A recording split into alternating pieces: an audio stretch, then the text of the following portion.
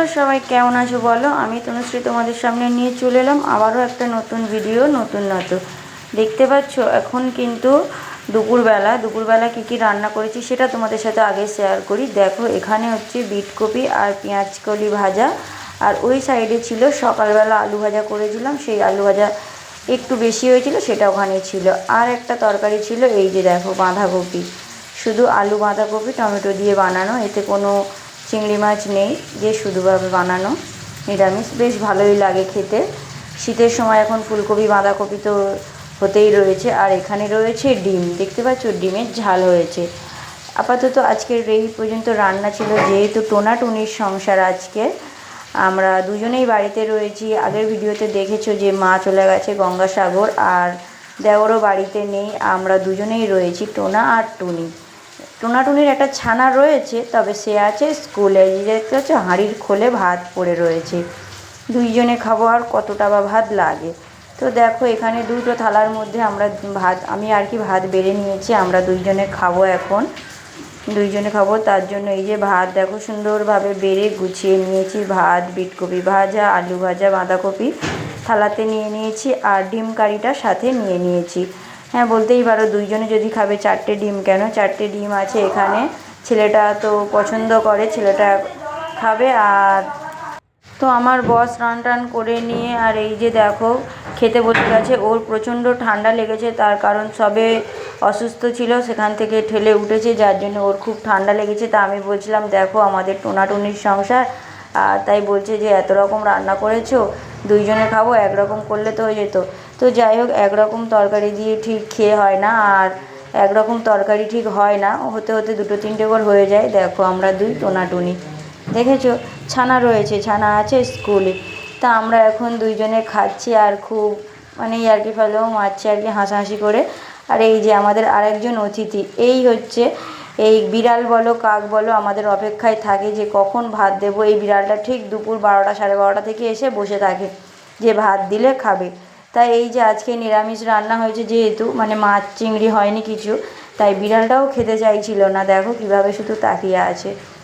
এই যে এখানে বিড়াল খেয়ে চলে গেলে তারপরে আসবে কাক পাখি, সব রকম এসে আর কি এখান থেকে খেয়ে যায়। আজকালকার দিনে মানুষকে খাওয়ানোর থেকে পশু পাখির খাওয়ানোর লাভ আছে। খাওয়া দাওয়া করে তারপর চলে এলাম ঘরে। ঘরে এসে দেখি তোমাদের সাথে একটা জিনিস শেয়ার করছি। দেখো, এই জীবনে প্রথমবার আমি মানে অনলাইন থেকে কিছু নিলাম, মিশো থেকে নিয়েছি এই যে এই ড্রেসটা। এর আগে আমি কোনো দিন অনলাইনে কিছু কিনিনি।